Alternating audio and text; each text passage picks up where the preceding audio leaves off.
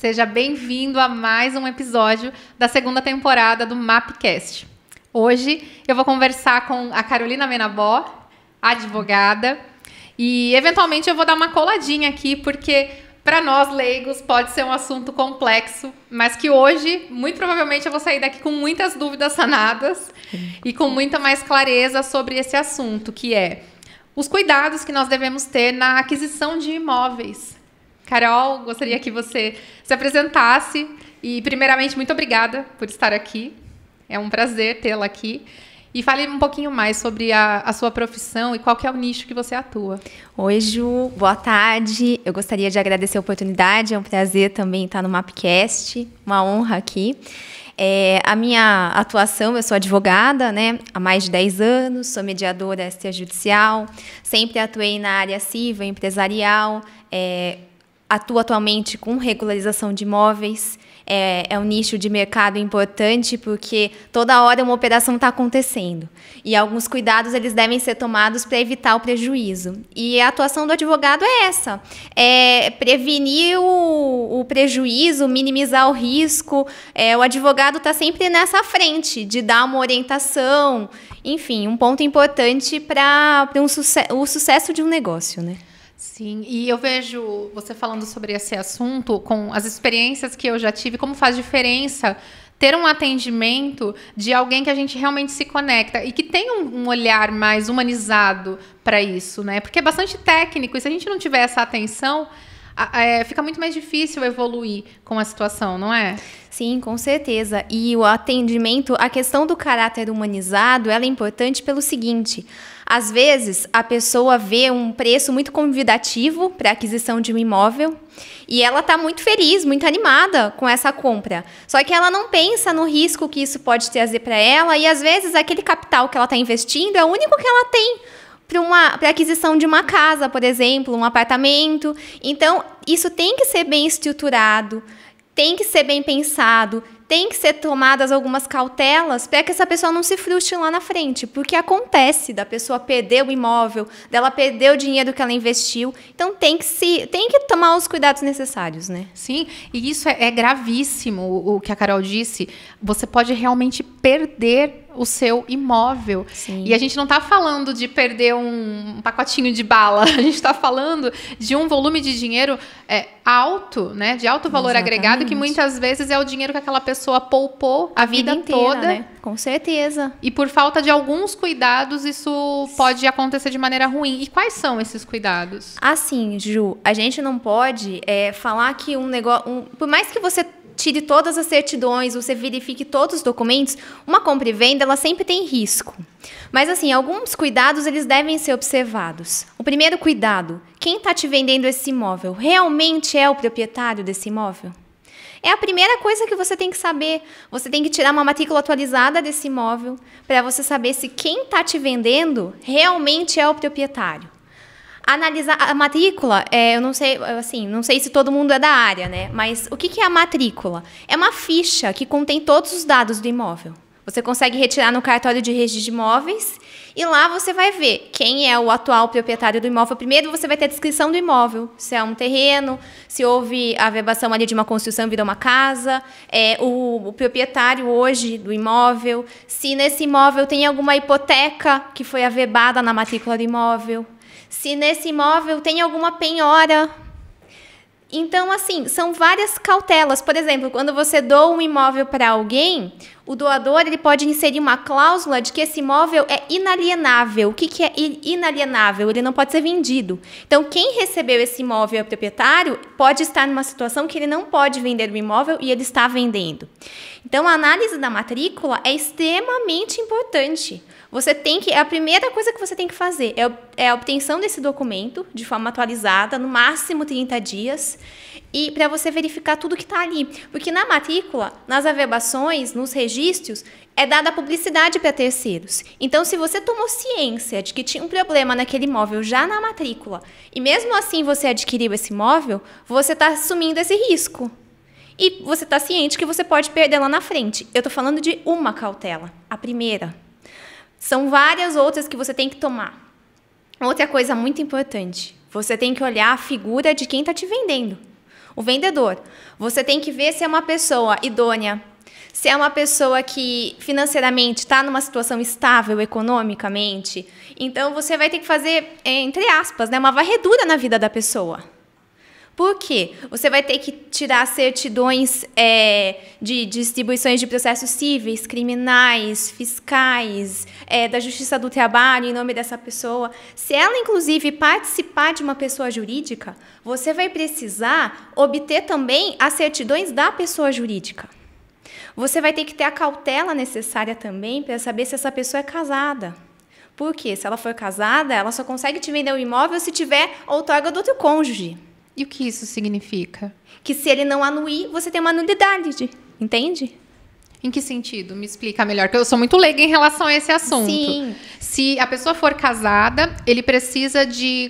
como se fosse uma autorização? Uma concordância. O cônjuge, geralmente, ele assina junto, né? Tá. Salvo no regime da separação absoluta de bens. Nos outros regimes, a partir da vigência do Código Civil de 2002. Quem foi casado antes de janeiro de 2003, independente do regime, o cônjuge tem que anuir. Então, assim, são vários cuidados. Se você verificar que a pessoa que está te vendendo, ela tem vários processos já, você pode perder esse imóvel, a orientação é, não faça o negócio. Você pode perder lá na frente. Sim. Eu vejo que eu nunca havia parado para pensar sobre esse assunto até eu ter que participar de uma operação. E eu acredito que muitas pessoas também se sentem assim como eu, porque nós não temos esse tipo de informação, por exemplo, na escola básica, né, em nossa formação básica, em cursos de faculdade, né? Somente quem realmente vai trabalhar na área tem aulas sobre isso. Então, por exemplo, uma certidão pode ser um bicho de sete cabeças, uma matrícula também. Eu falo realmente com propriedade porque eu passei por momentos em que, deixa eu pesquisar então o que é e onde que faz, para eu entender, conseguir me inteirar do assunto para conseguir efetuar essa operação. Então, é muito bacana você trazer isso, porque hoje, se eu tiver alguma dificuldade, alguma dúvida, eu sei que existe um profissional especialista nisso e que eu posso contar com você para não correr riscos, não é? Sim, com certeza.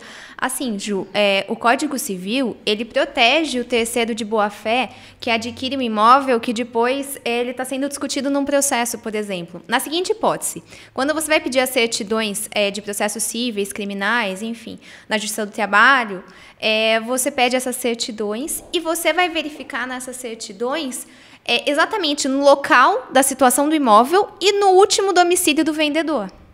Só que, às vezes, esse vendedor ele pode estar com um problema, ele mora em São Paulo, o imóvel fica em São Paulo e ele está com um problema na Bahia.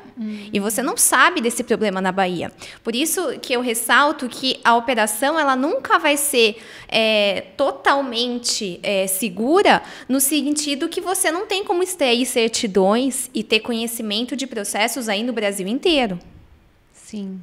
Mas esses mínimos cuidados que a pessoa toma de, por exemplo, pedir essas certidões no local do domicílio do imóvel e também na última residência do vendedor, acabam assegurando para ela o direito, ela vai se tornar uma pessoa de boa fé. Então, ela vai conseguir com isso se defender num processo, caso ela possa acabar envolvida numa situação que ela perca o imóvel. Então, faz parte quase que de uma obrigatoriedade de quem está comprando fazer essa pesquisa até para garantir seus direitos num futuro problema. Sim, com certeza. E assim, não é só as certidões, porque às vezes você verifica ali que as certidões elas estão ok, não tem nenhum processo.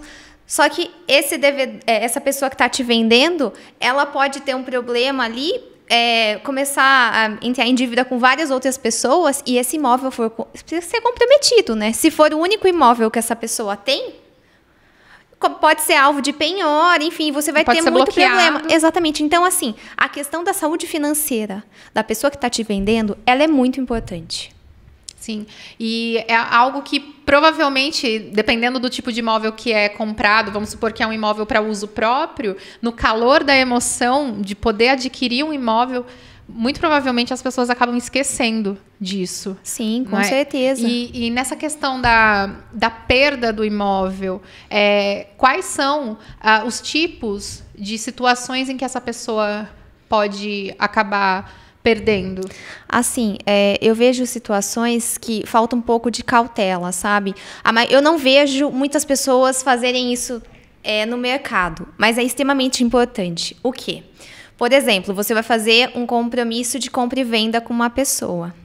Você vai pagar esse imóvel aí em 20 prestações, 20 parcelas mensais e sucessivas. Então, digamos que você vai demorar 1 ano e meio, ainda mais de 1 ano e meio, para quitar esse imóvel. Só depois da quitação que você vai ter a outorga da escritura pública no cartório. Para quem não sabe, imóveis acima de 30 salários mínimos tem que ter escritura pública. Aquele contratinho de gaveta que é feito não tem validade, precisa da escritura. Importante falar sobre o contratinho de gaveta. O que é um contratinho de gaveta, Carol? O contratinho de gaveta é aquele contrato que você faz, não leva a registro em lugar nenhum, e você coloca na gaveta e você acha que você comprou o seu imóvel só porque tem um compromisso de compra e venda com uma pessoa. Não é só isso. Você tem que pegar esse compromisso de compra e venda e você tem que levar para averbação na matrícula do imóvel. A partir do momento que você leva esse contrato para averbação no registro de imóvel, o que acontece nesse momento? Você está dando publicidade para terceiros de que você comprou aquele imóvel e você está pagando ele. Por quê? Assim, a gente estuda muito em doutrina, em livros, que isso acontece, mas também acontece na prática. Tem muita gente aí que, às vezes, acaba vendendo o mesmo imóvel para várias pessoas diferentes. Como isso pode? A pessoa na matrícula proprietário, o que ela faz? Ela vende em várias cidades diferentes, ela vai para uma pessoa, por exemplo, vamos pensar aqui no interior de São Paulo, uma pessoa de Salto, uma pessoa de Sorocaba, uma pessoa de Indaiatuba, uma pessoa de Campinas. Ela vende esse imóvel para pessoas de cidades diferentes, ninguém acaba averbando esse contrato de compra e venda na matrícula, e no momento que você vai passar a escritura e fazer esse registro na matrícula, você se depara com a situação de que outra pessoa já é proprietária desse imóvel. Meu Deus, o impacto disso na saúde financeira e mental dessa pessoa que está adquirindo esse imóvel é... E assim, no registro de imóvel, vale o que está ali, registrado, averbado na matrícula, anterioridade. Quem apresentar a escritura pré-registro primeiro é o proprietário. Gente, isso é realmente muito sério, não é? Sim. Imagina, eu estou, por exemplo, comprando o prédio da minha empresa e quando eu realmente vou até o cartório meio público para poder registrá-lo, eu descubro que esse mesmo prédio já foi vendido por má fé, muito provavelmente. Sim. Para mais outras pessoas. Sim, e acontece. E eu acabo perdendo aquele investimento que muito provavelmente já deu alguma entrada ou algum pagamento. Não, você pode correr aí até de uma indenização em face da pessoa que acabou te vendendo, o antigo proprietário. Mas se essa pessoa está nessa situação de vender o mesmo imóvel para várias pessoas, essa pessoa já pode ter desfeito todo o patrimônio que ela tinha e você não vai ter nada para achar de patrimônio dela para você obter o que você pagou. Para você, obter a restituição mesmo do que você pagou, sim, né? Sim, no sentido de eu ter buscado os meus direitos em relação a isso e aí quando vai fazer essa pesquisa, se tem algum patrimônio que ela possa liquidar para me devolver o dinheiro, talvez ela já nem tenha mais também. Não, às vezes ela já colocou em nome de terceiro, já se desfez e você acaba não tendo meios de obter esse dinheiro de volta. Nossa, isso é realmente muito sério. Então, um trabalho preventivo, uma análise de risco feita por um profissional qualificado é o que pode evitar esse tipo de situação. Com certeza. Tem que ter essa análise minuciosa, porque no momento, se um dia você precisar se defender no processo judicial, a primeira coisa que um juiz vai querer saber é se você tomou todas as cautelas necessárias para evitar aquele problema. E se você não tiver essas certidões em mão, esses documentos em mãos, você não tem como provar sua boa-fé. A partir do momento que você não fez uma pesquisa detalhada, que você não deu atenção, você está à margem ali de ser penalizado, de perder seu dinheiro, perder o imóvel. É como se estivesse dando um aceite ao risco. Exatamente. Eu aceito passar por esse problema. Esse problema. E fala uma coisa para mim. A matrícula e a certidão. Qual é a diferença entre uma e outra? A matrícula é aquele documento, como que eu vou te dizer? É uma ficha mesmo do imóvel. É aquele documento amarelo que você tira no cartório de registro de imóveis. Você já viu? Já. É um documento amarelo, ali vai estar toda a vida do imóvel. Então, ali vai estar a descrição, quanto ele tem ali de área, as confrontações do imóvel, o proprietário, se houve uma construção no imóvel, se as compras e vendas que ocorreram desse imóvel, toda a vida, desde o nascimento do imóvel, está na matrícula. Então, é um documento que vai amparar e é um documento de publicidade para terceiro, por isso ele é tão importante. E a certidão? As certidões que eu mencionei são as certidões que você obtém na justiça mesmo. São certidões para você verificar se quem está te vendendo, como que está a situação dele na justiça. Ele está sendo executado em vários processos? Ele está com uma dívida trabalhista enorme se ele for uma pessoa jurídica? Porque assim, não basta você pegar as certidões da pessoa física. Se essa pessoa física tiver participação numa pessoa jurídica, você também tem que pegar as certidões da pessoa jurídica. Olha que importante essa informação. Por que você tem que pegar as certidões da pessoa jurídica? Porque na Justiça do Trabalho, para ele desconsiderar a personalidade jurídica e entrar no patrimônio do sócio, é muito fácil. Então, você, numa dessa, tá tudo ok na vida de quem está te vendendo, mas ele tem uma participação numa empresa que está devendo horrores e você pode perder o imóvel. Tá.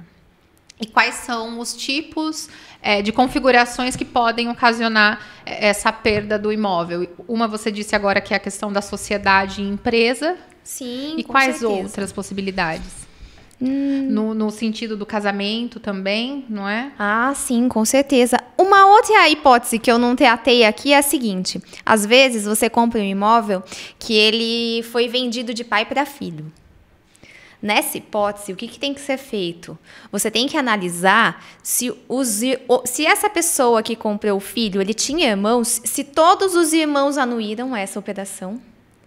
E se a mulher, no caso do pai, a cônjuge, né, anuiu também. Porque se não tiver anuência de todo mundo, eu estou falando que você está comprando um imóvel de um filho que comprou do pai. O proprietário é o filho. Você tem que analisar a operação anterior. Tá. Então, hoje, se eu, por exemplo, tenho 4 irmãos e eu quero comprar o imóvel do meu pai vivo hoje, né, que não é uma herança, Sim. Eu preciso que todos eles deem um aceite. Sim, a anuência e concordância de todo mundo, para evitar uma nulidade lá na frente. Porque no futuro, após o falecimento do Sim, meu pai, para o que não pode ter uma acontecer? discussão ali de antecipação de herança, nada. Tá. Então, todo mundo anui porque é uma compra e venda, né? Então, isso também posso perder o meu imóvel na maior das boas intenções, muito provavelmente, acabar Sim. deixando de lado Sim, isso. é mais uma cautela. Tá. Então, assim, em relação ao imóvel, o que você tem que ver? A matrícula. Você também vai ter que ver a certidão de quitação dos impostos desse imóvel, os impostos municipais, tributos municipais. Porque o que acontece é, os tributos municipais que eles incidem sobre o imóvel, trata-se de uma obrigação propter rem. O que é uma obrigação propter rem? É uma obrigação da coisa. Então, se tiver uma dívida ali municipal, de um tributo municipal que foi inadimplido, esse imóvel vai responder. Porque é uma dívida que acompanha o imóvel. Da mesma coisa, um débito de condomínio. Olha, isso é importante, muito sério. É muito importante. Você vai comprar uma casa num condomínio, você tem que ver se existe uma certidão do síndico do condomínio falando da quitação de todas as taxas condominiais mesmo. Para você ter a segurança, porque senão você também pode perder o imóvel, porque é uma obrigação que acompanha o imóvel. Então, além da questão do imóvel, você tem que se atentar à questão do vendedor. Tá. Então, isso é uma coisa importante, né? Geralmente, quem está comprando o imóvel deve ser cauteloso vezes 2, né? O dobro de cautela do que o vendedor. Sim, o com comprador certeza. é sempre... Assim, é óbvio que o vendedor ele também tem que tomar os cuidados dele. Por quê? Não é só para quem está comprando, também para quem está vendendo. Quem está vendendo tem que entender se quem está comprando tem condição de assumir aquela dívida. E o contrato, nesse sentido, ele tem que estar muito bem redigido. Não pode abrir margem para interpretação ambígua. Carol, você como advogada, se eu te procurasse hoje no seu consultório, perguntando quais são as cautelas que eu preciso tomar, qual seria a sua visão, qual seria a sua indicação em relação a isso? Olha, Ju, eu acho que, como eu mencionei, A primeira coisa é você esclarecer para um profissional, para um advogado, o negócio que você está realizando. Primeira coisa, a informação ela tem que ser clara e precisa. Quanto mais informações você munir o profissional que vai te atender, assim, o resultado da sua operação tende a ser muito satisfatório. Porque o advogado precisa entender tudo o que está acontecendo. Ele precisa entender a verdade do que está acontecendo. Doutora, eu tô querendo adquirir esse imóvel, é um preço convidativo, faz muito tempo que eu quero. Assim, você tem que falar para o seu advogado, eu quero adquirir esse imóvel para um negócio ou porque é uma casa, é um sonho de vida. Essas informações, elas têm que ser levadas para um profissional, porque os riscos serão avaliados. E numa análise de risco, você tem que estar disposto a ver, se você não tomar os cuidados necessários, quanto você está disposto a perder. Em relação às certidões, como eu comentei, a matrícula do imóvel é extremamente importante para a gente arrematar. Nela vão ter todas as informações do imóvel. Ali a ficha do imóvel. Tudo que aconteceu em relação ao imóvel está ali. E está público para qualquer pessoa ver. Então, a orientação vai no cartório de registro de imóveis, pede uma matrícula atualizada desse imóvel, veja se quem está vendendo para você realmente é o proprietário. Não é porque a pessoa mora há 2 anos no imóvel, 1 ano no imóvel, que ela é o proprietário do imóvel. O proprietário é quem tem o nome na matrícula. Esse é o proprietário. É uma coisa assim, é um cuidado, é uma cautela, mas você não pode fazer nenhuma operação sem ver o contrato. Não é porque você conhece a pessoa, sem ver a matrícula, desculpa. Não é porque você conhece a pessoa, porque ela é vizinha de uma pessoa que você conhece, de um conhecido seu, que você vai fechar essa operação sem analisar a matrícula. Primeira coisa. Infelizmente, isso acaba acontecendo com muita frequência. Muita frequência. E, Carol, a Carol me mostrou uma lista de checagem que ela faz com os clientes dela, e eu gostaria que ela apresentasse essa lista para a gente ter uma noção da quantidade de itens que a gente precisa abranger para realmente identificar se aquela negociação ela tem uma grande chance de sucesso ou não. Se é uma operação segura ou não, né? Isso. Então, assim, em relação às certidões do vendedor, eu vou acabar lendo aqui porque é uma lista grande, para vocês entenderem a importância e que não é 1 ou 2 documentos, é um dossiê do imóvel, na verdade. Então, em relação ao vendedor, como eu comentei, se ele for uma pessoa física e ele tiver uma participação em alguma pessoa jurídica, em alguma empresa, você não vai pedir só essas certidões em nome do vendedor. Você vai pedir em nome da empresa, que ele faz parte do quadro societário também. Se quem for a vendedora for uma empresa, você vai pedir dela e de todos os sócios. Então, é bem complexo porque é uma gama infinita de certidões aqui e é uma quantidade de documentos bem grande. Então, as certidões. A certidão negativa da Fazenda Pública Federal, Estadual e Municipal. Se for quem está te vendendo for uma pessoa jurídica, a certidão negativa do INSS. Se for também uma pessoa jurídica, a certidão negativa do FGTS, certidões da Justiça Estadual Civil, em nome do vendedor, certidão negativa da Justiça Estadual Criminal. Até criminal, né? Vocês pensam. Criminal, o que tem a ver, né? Uma pessoa ela pode, na seara criminal, ela ser responsabilizada e isso dá uma repercussão na esfera civil em termos de indenização. E nisso você pode correr um risco grande aí. Certidão negativa da Justiça do Trabalho, certidão negativa da Justiça Federal, certidão negativa de protesto, porque a pessoa que está com o patrimônio comprometido, que está insolvente na praça, ela vai ter o nome protestado em vários cartórios. Então, você precisa obter todas as certidões negativas. E como eu mencionei, não é só a certidão negativa em nome do vendedor no domicílio dele, é no local do imóvel também. Então, é basicamente isso. É uma lista bem extensa. Sim, é ampla. E eu vou repetir, quando a gente está adquirindo algo, quando a gente está naquele ímpeto da compra, a gente tende a estar muito animado. E isso pode representar um grande risco quando nós estamos desamparados. E Com certeza. Quer falar então, algo sobre assim, isso? é importante não só a análise em relação ao imóvel, a capacidade financeira de quem está te vendendo, mas, assim, tudo é importante. O próprio contrato, o compromisso de compra e venda é um documento extremamente importante. Ali estarão descritas as obrigações do comprador e do vendedor. Tudo que você declarar ali naquele documento pode ser levado para a justiça. Um documento particular, como um contrato assinado por 2 testemunhas, é um título executivo que você pode executar na justiça. Então, assim, tem que ler as cláusulas com cuidado. Não dá para assinar um contrato sem ler. Tem muita gente que, às vezes, adquire um imóvel, um apartamento, enfim, no estande de vendas e acaba não lendo. É muito perigoso. Não dá para fazer isso. Você tem que entender as obrigações que você está assumindo. Se as parcelas vão ser fixas para quem está comprando. Se o índice de correção. A mora. Se você ficar em atraso, o que você vai perder? Você pode perder o imóvel. Você vai pagar uma multa. Você tem que estar ciente de tudo.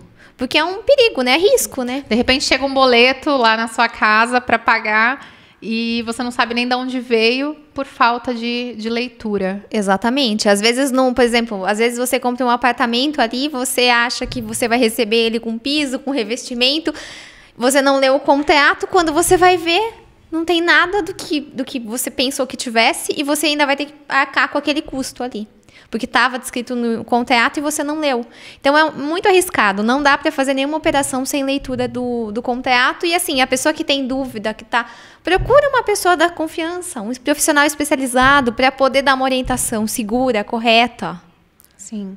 E eu aposto que esse bate-papo em si já é esclarecedor dentro de todas essas áreas que nós abrangemos.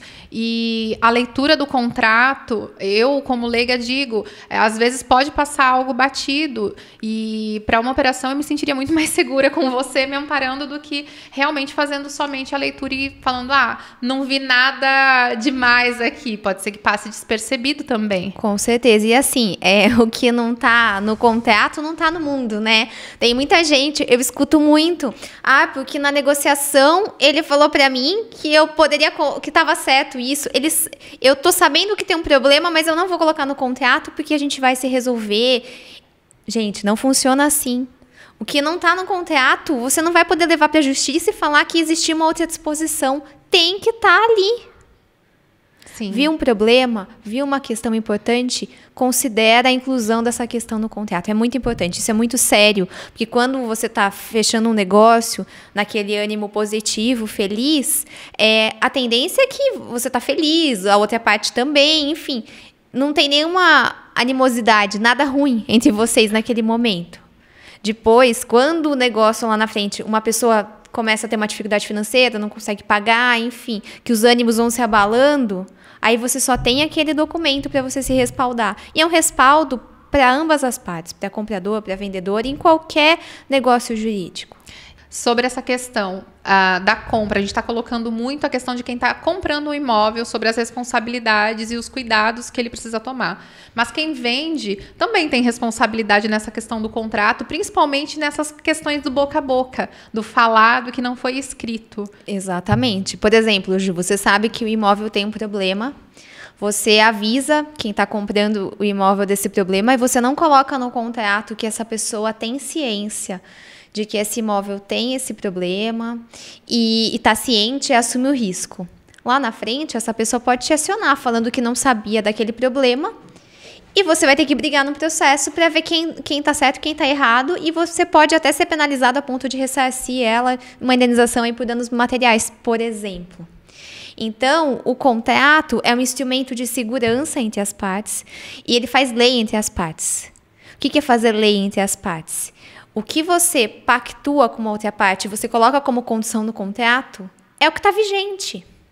O Poder Judiciário, ele só vai intervir num contrato se ali ele considerar que existe uma cláusula abusiva, se for um caso de Código de Defesa do Consumidor, algo que demonstre que existe uma parte que está numa posição muito superior à outra nesse contrato. Mas o contrato faz lei entre as partes. Então, a partir do momento que você estabelece ali algumas obrigações, faz declarações, você se obriga àquilo. E depois você não pode falar, não, eu não sabia, eu não combinei isso, porque a gente combinou verbalmente outra coisa. O que vale é o que está no contrato. Então, o contrato é um documento a ser pensado, a ser bem redigido, a ser lido e ter muita atenção, né, antes da assinatura. Hoje eu entendo que o trabalho preventivo é essencial para qualquer tipo de operação relacionada a imóvel e muitas vezes pode demandar de um apoio profissional assim como o seu. E quem tiver interesse em saber mais sobre esse assunto e ver mais conteúdos como esse, onde te encontram, Carol? Bom, o meu Instagram profissional é doutora.dra.carolinamenabó. Então, ali eu tô postando um pouco de conteúdo relacionado à regularização de imóvel. Então, quem tiver alguma curiosidade, pode consultar meu Instagram. Tá ótimo. Carol, um prazer recebê-la aqui. Obrigada pela sua presença. Foi realmente disruptivo entender mais, aprofundar sobre esse assunto. Um conteúdo muito rico. Obrigada, Ju. Foi um prazer, viu? Muito obrigada. Prazer é meu. Até a próxima, pessoal. Até.